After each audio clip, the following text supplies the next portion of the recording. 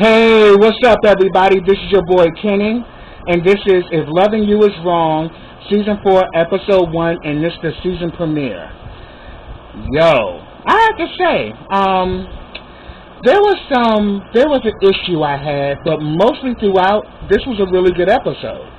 Like, certain things are starting to add up, and it's really starting to get interesting.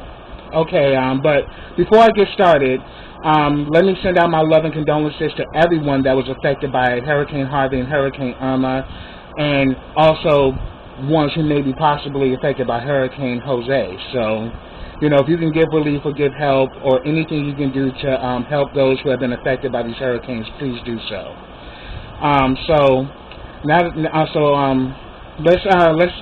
Let me begin my review. All right. Now, we saw from the season finale of season 3 that Kelly has been arrested for Ranji's murder. But before they were about to take her away, there was a gun that went off inside the house. Question is, how did the gun get there? Because I thought the woman that was actually selling guns, Kelly didn't make the purchase because Kelly had no money. Remember, Kelly's broke. All of her cards, her credit, her checking, savings, everything's maxed out. She's like now $80,000 in the hole. And we definitely can put one to two that Travis is behind this shit. Even also behind her being accused of murder. So all of a sudden the gun goes off. They all go into investigate. Kelly is going crazy because she's handcuffed, but they drag her in there. The kids are in there. None of the kids got hurt. We come to find out that Justice got his hand on the gun, and the gun went off. And I'm like, okay, how did the gun get there? Because Kelly never actually bought a gun. But, Kelly was supposed to be getting a gun for protection. And this scene kind of made me mad because at the end of the day, Natalie, you were the one who gave her the idea to get a gun in the first place.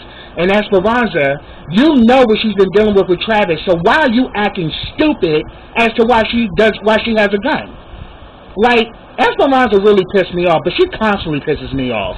Because she's now acting all brand new, as if, like, you don't realize that she got a gun because of the fact that Travis has been harassing her, he's been stalking her. I mean, what? Y'all just gonna wait? She's supposed to just sit there and wait for Travis to kill her? For somebody to do something? Crazy. So, she's pretty much trying to tell Justice, like, look, you have no business putting your hands on a gun. That is not a toy, and you could have hurt someone. So, all of them are mad at Kelly because Kelly had a gun in the house, which is even adding more to what Dion and Rick are thinking, that she actually did kill Ramsey. She had a gun in the house. So, pretty much now, Justice realized that Kelly's handcuffing. He's like, why are they handcuffing you? She's like, they gotta take me down and they're gonna ask me some questions, but I'll be back soon or whatever. And we saw Justice begin to cry, and it tore my heart up. I was like, man.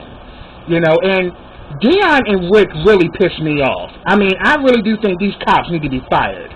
Because at the end of the day, she has constantly come down to the precinct time and time and time again to talk about Travis, and yet you immediately just think she's behind this murder. I mean, granted, there's some evidence as to why they think that she has something to do with it. But did you have to handcuff her in front of her? Did you have to keep her handcuffed in front of her son? You actually saw that her son was distraught, and y'all didn't give a rat's ass how he felt. Aren't you supposed to serve and protect? Or are you just protecting your ego? Really? So I really wanted their asses on a silver platter after that, because I was totally disgusted how the way they handled that. Because you in a house with all these children, you could have waited till you got away from those kids to re-handcuff her. Where was she going to run to? Y'all two big dudes, and she's a female. Where's she gonna go? So now that I got that out of my system, but yeah, so that really made me mad. Then we see that Natalie tries to call Lucian. She doesn't get him at first, but lets him know that she needs to talk to him. Then we go to Now, then we go to Alex and Brad. They still kissing from when, Alex tried to rape him at the door and Marcy overheard it, and Marcy ended up leaving. And, next thing you know, all the kids come in and, they all kissing and everything, and they all walking in like, okay, guess things are moving along, I guess. And, that's kind of like probably what's going on in their heads. But then Paisley and Peter, pretty much said that, I'm scared because of the gun. Kelly had and pretty much, the kids told them to tell the truth. They said that, Kelly has a gun and Justice, picked it up and it went off. And she's like, and then immediately, Brad goes into parent mode. He's like, oh, I don't want you guys to go, I don't want either one of you to go back to her house ever again. What the hell is she doing with the gun? What is she thinking? And then Esperanza's like, I don't know what she's thinking. I'm like, Esperanza, I ought to slap the taste out your mouth, you simple ass. Because at the end of the day, you know why she has a gun. Whew. So, he pretty much, is kind of wondering what's going on, and he's like, I can't even picture Kelly doing this. Why would she have a gun? What's going on? And then he says that, where is Kelly anyway? And she said that, well, she's been arrested for Ramsey's murder. And he's like, oh really? And she's saying that but then Esperanza's like, well, I just think it's some misunderstanding or whatever. I think it's going to be solved. And, and then all of a sudden, Brad goes into that mode because we saw what happened with Brandon with season 3 when he was being interrogated by Lieutenant Stevens and how Stevens was trying to railroad him. So he immediately goes in that mode did she do it? And she's like, and Esperanza's like, no, of course not. And he's like, are you sure? Because, if anything, you need to tell Kelly, do not say a word until she has a lawyer, because they're going to try to railroad her down that station. She's like, oh, they wouldn't do that. And he's like, oh, yeah? Tell me why I was down at the station for over 2 hours, even though what they accused me of I didn't do. Pretty much they were trying to accuse him of kidnapping the baby, which they didn't have any proof, but, Lieutenant Stevens, was trying to get a conviction. It was playing all of these, trying to set up all these traps for Brad to fall into until he asked for a lawyer. And that was a smart move. So he says that I hope she does not open her mouth unless she has an attorney, because anything she says, they're going to use against her. So we saw that go on. Then we got a scene with Marcy. Marcy is meeting up with Larry. We come to find out that Larry is an attorney, and he's actually friends with Randall. And, he's starting to notice that there's a glow about Marcy, and of course Marcy's glowing. She's about to have a baby. She's pregnant. So, and he asks her about Randall, and she's like, well, he's fine, I guess. And she lets him know that we're getting a divorce. And he's like, oh my God, I had no idea. I mean, have things gotten that bad? And she's like, you don't know the half of it. And he's like, well, I was just thinking that, you guys were maybe going to go to therapy or something. I knew you guys were having some issues, but I didn't know it was that drastic. And she's like, well, things change. And then she asks him about his wife Cherry and the kids. And she asked him, he talked to Randall because she's ready to get a divorce, and Randall won't sign the papers. The lawyer that she had is not doing enough work to get this done, so she wants him to kind of intervene and try to get him to sign the divorce papers so she can go on with her life. And he's like, are you serious? You seriously want me to get involved in this? Me and Randall were roommates in college, and I'm like, interesting. And but then she's saying that, and then she's like, well, look, I really want to get this divorce done, and I really need your help. So he says, okay, I'll give him a call. I'm not promising you anything, but I will talk to him. And then then he's like, okay, so tell me what happened. And he was like, well, let's see, not only did he, started having an affair with our neighbor, but then he ended up getting her pregnant and they had a child. And he's like, oh, really? He's like, this is crazy. He's like, I didn't know things were that bad. And next thing you know, we see that this guy named Ian walks in. He's a partner with Larry's firm, and we can instantly tell that Ian got the hots for Marcy, and Marcy kind of looked at him like, hey, okay. And I was just like, oh shoot. And Ian's cute too, so I was like, okay, I see this popping off. And then, so we definitely saw that go on, and eventually she ended up leaving. Now, this scene had me rolling. Yo, shout out to Joel Rush, who plays Eddie. He did a phenomenal job in this scene, because even though I hate Eddie, he is crazy. Because even though because we saw from the season finale, the FBI has cornered him, and he was driving, Moscata's car. So they arrested him. He's pretty much in the room, and he's just talking big crap like, I ain't saying shit. So ain't nobody gonna make me talk. Who the hell you think you are, huh? You think because you FBI, you think you tough, huh? Yeah, get your moosey asses up out of here. And like, he's just talking big crap. And then we see that Lieutenant Stevens and Lucian comes in. He gets even worse.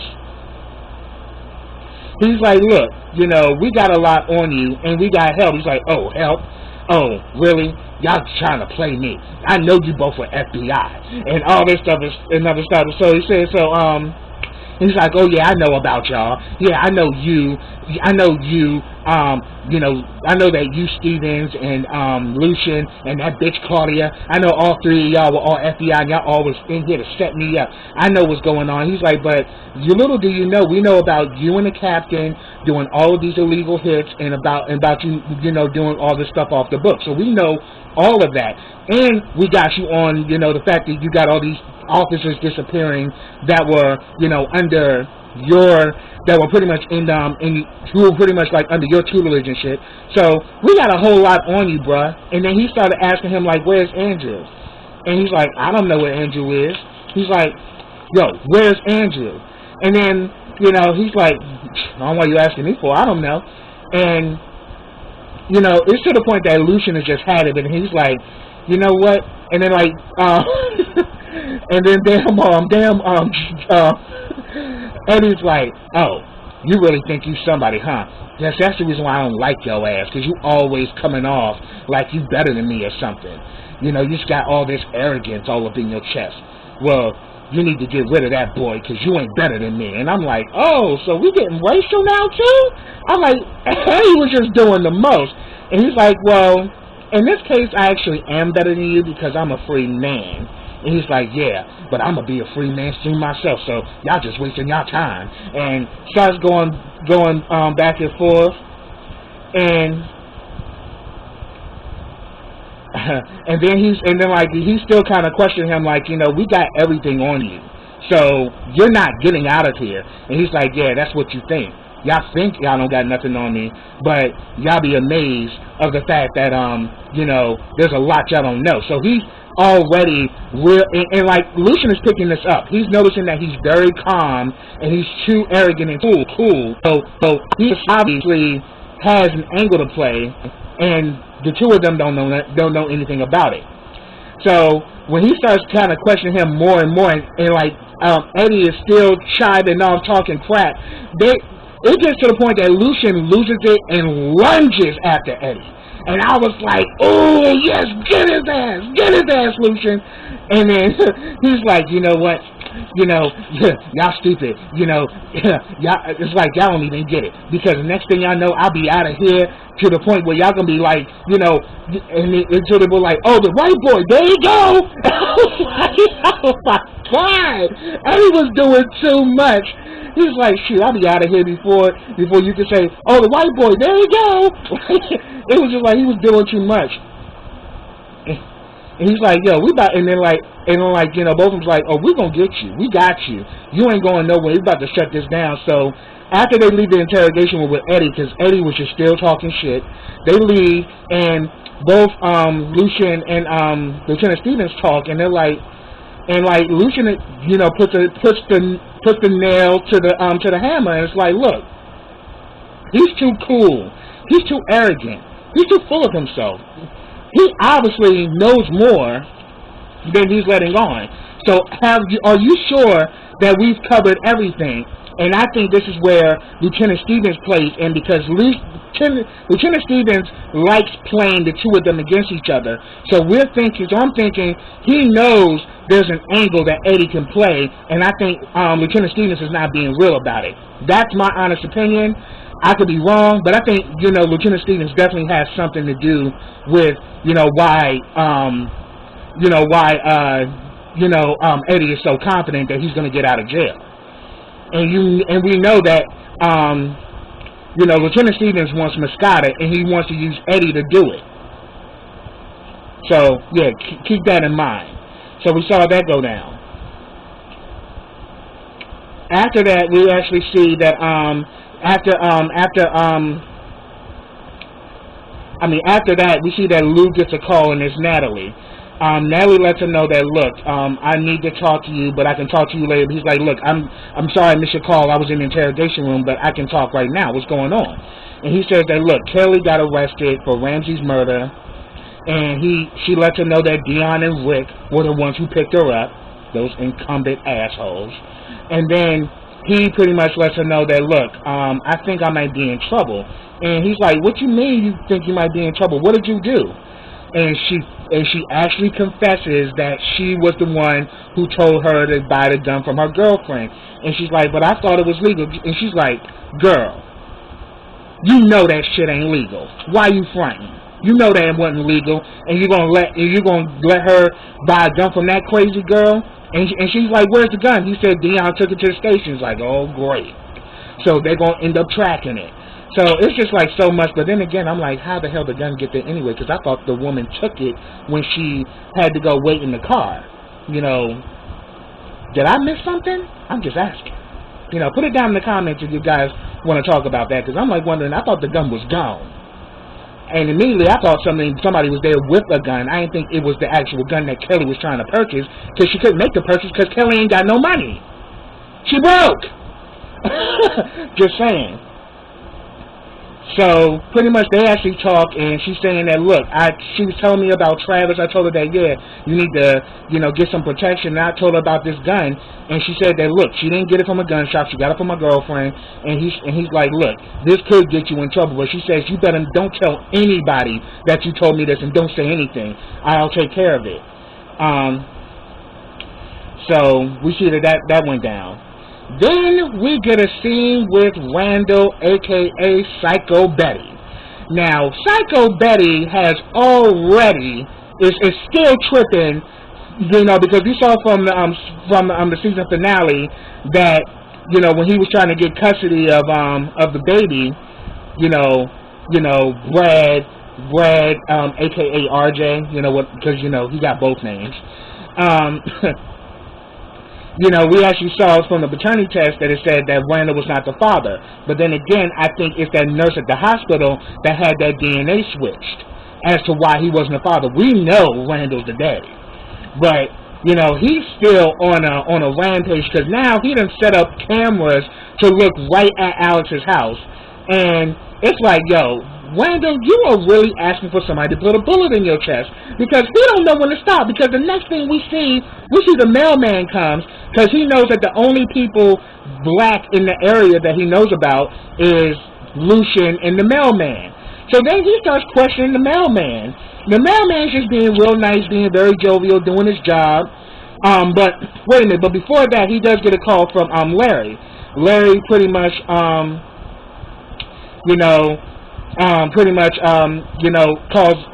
Larry calls him and says, like, hey, you know, what's up? It's Larry. And he's like, Larry who? He's like, oh, really, man? That's how you gonna do? And he's like, oh, Larry, man, what's good? What's good? And I'm like, yo, you sociopathic asshole. Because he knows when to turn it on and turn it off. He's a pure sociopath. right across the board. So he's pretty much having this conversation with him. He's like, and like Randall's like, well, I've been thinking you've been trying to avoid me. And he's like, Larry's like, oh no, I'm not trying to avoid you. Yes, you are, Larry, because this fool crazy as hell. And the fact that he was your roommate in college, this fool is crazy. So, and he's like, how are things going with you? And he said, so pretty much Randall's like, so how are things going with you and Cherry? He said, things with us are great. How are things in your marriage? He's like, I don't even want to talk about that. He's like, well, hey, the reason why I called is that, it's been a long time. Let's get some drinks and let's have let's catch up. He's like, look, I don't want to talk about her ass. He's like, we ain't got to talk about her. We can just catch up and just have drinks. And he says that, he's like, sure, I'm down if you paying. He's like, oh man, here you go. So I'm like, yeah, and he's like, he says, also, I hope you get you a ride home. He's like, oh, is we turning up like that? He's like, heck yeah, man, it's been a long time. Yeah, we really gonna get twisted. Yeah, get them drunk because, drunk people tell no lies.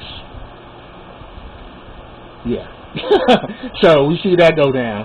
And then after that, we see that the mailman comes to give him, to give him his mail. He starts interrogating the mailman. Saying like, it's funny, I haven't seen you here lately. And he's like, what you talking about? I've been doing this for 3 years and I just gave you your mail a few days ago. He's like, oh, okay. So he's like, okay, here you are, Mr. Holmes. He's like, oh, you even know my name. You know about the people over there? Talking about next door? He's like, oh, Montgomery. He's like, oh yeah, you know Mrs. Montgomery? He's like, oh yeah, she's a nice lady. She even gives me cookies in the holiday. He's like, oh. So, do you like her cookies? He's like, oh yeah, she makes very good cookies. What, have you had her cookies? He's like, yeah, I had them. They're alright. So, tell me, how much did you like her cookies? And he's like, are we still talking about pastries? And he's like, yeah, we're talking about pastries. But, I'm just trying to, rap black man to black man, because, she's a slut, and she's this, and she's... And I'm like, Randall, really? Psycho Betty, really? You need to take you a sedative and sit your crazy ass down, because you are doing too much. This is a daggone mailman who's in his 50s. He's like, so how old are you? He's like, I'm 53. He's like, oh, you're 53, huh? Let's see. So when is the next time you going over there to get you some coffee and cookies, huh? When the next time you going over there, huh? And like the mailman's like, yo, what are you doing? Like, what's going on? He's like, look, I'll just bluntly say it. Has she ever offered you sex? And he's like, no man, she ain't offered me no sex. I'm a happily married man. And he's like, aren't we all? I'm like, boy, this fool is it's so crazy that he's a psychiatrist and he is the most psychotic out of everybody. I really have to say he's probably even more psychotic than Eddie. Eddie's just evil. So Eddie is giving you what Eddie gives you. This fool has so many different shades that he just completely operates in the gray area. You never know whether you're going to get Randall or whether you're going to get Psycho Betty. You're going to get either one of them. So we saw that go on, and he pretty much, and the mailman was just kind of like, turned off, like, dude, you are doing too much. And you asking questions you shouldn't be asking. Then we have a scene with Brad and Alex. They talk about, the baby, and she talks about, that she was getting supervised visits, and they even did a site evaluation, but she was granted full custody, so now everything's cool. And she says, I know you probably don't want to hear about the kid because I know he's not yours and all that, but he says that, look, he's a helpless little kid. That kid didn't ask to be here, so I'm not even mad about the child. But then she says, thank you for saving him. He's like, I didn't have a choice. I wasn't going to let that child die. And she's like, oh my God, you're such a good man. Yes, he is such a good man, and you messed it up when you decided to mess with, to jump on Psycho Betty and ride him up in the shed like you ain't got no common sense. So now she's starting to recollect of what she's done, but yet she's still trying to play the victim, which is why I can't stand Alex's ass, because she wants to play the victim when yet, boo-boo, you the antagonist of this whole situation. You and Randall together. I would say Randall more than you, but yeah, you played a part. And he's saying that, you know, I didn't really mean to hurt you, and, you know, you didn't deserve this. And she's like, he's saying that, look, I tried to hurt you too, and I wasn't happy that I did it, but at that moment, that's how I felt, you know.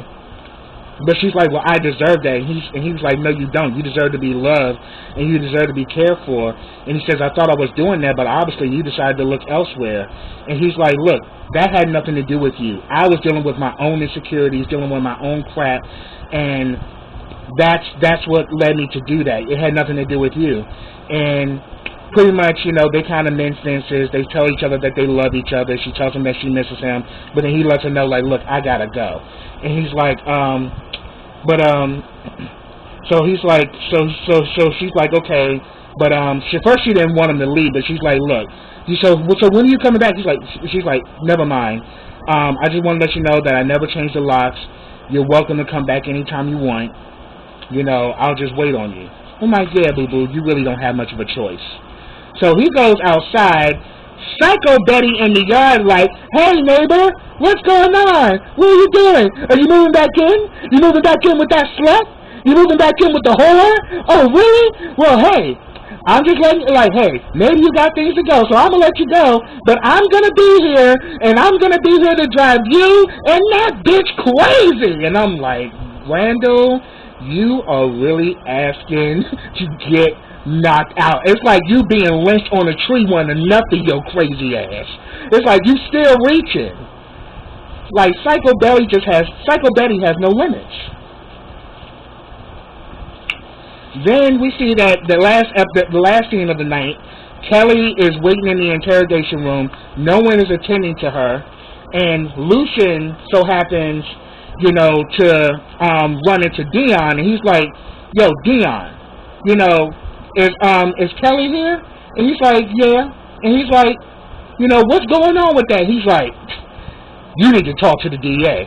And walked off. He's like, yo, this dude is such an asshole. I'm like, yes, Dion needs his ass whooped. I'm down with that. Because he is all arrogant. Because he is completely arrogant. And thinks he's always right. And he don't even realize he's being played by Travis. Like a piano. Stupid ass. Anyway, Lucian goes in to talk to Kelly. Kelly's letting him know, like, look, they arrested me for Ramsey's murder. I didn't do this. And he's like, well, that's one thing I definitely know, because I know that about you. You wouldn't do anything like this. But it's like, yo, Lucian is like, if they got you down here, they have some pretty solid evidence against you. So then we see that the DA walks in. The DA is nasty and she arrogant. She's really snappy. And he's like, because, you know, he's trying to get to the bottom of it to find out what's going on. And she's like, excuse me, we'll talk about this case when you leave the room. So I don't even know why you're here. You need to leave. So I was just like, she was just real nasty with Lucian. She was like, will you leave, please? She's like, and she's like, I want to know what's going on. She's like, you'll find out once he's on the other side of that door. So he leaves, and then she's like, but she's like, and she's like, tell Natalie, thank you for taking care of Justin, and just let me know how he's doing, and that I'll be home soon. And she's like, don't count on that. And she's like, what do you mean? She's like, you are actually under arrest for the murder of Ramsey. And she was like, what are you talking about? I didn't do anything. Why are you saying this? Where's it all coming from? She's like, oh, we got a 911 call, and it was recorded. And it's a 911 call like, oh, I'm stabbed. Oh, please, Kelly, no, please, help me. No, Kelly, don't stab me no more. And I'm like, that is Travis all day, because I can hear the voice. That was Travis' stupid ass. And I'm thinking like, wow, this shit is about to really get heated in this new season. So I'm saying that last season I was really pissed off. This first episode was pretty good, and I hope it stays on this track. But Tyler, I'm gonna need you to kind of, tie your ends a lot better, because She walked out of there with that gun, so how did the gun get back in the house where Justice can get his hands on it? I'm just saying. But that's what I have, y'all. If I missed anything, put it down in the comments. I'd love to talk to you about it. But hey, subscribe to my channel. Click that bell so you can get notifications every time I drop a video. Like this video, comment on this video, and share this video. And I'll be back with the next episode of If Loving You Is Wrong. So until then, everybody, take care.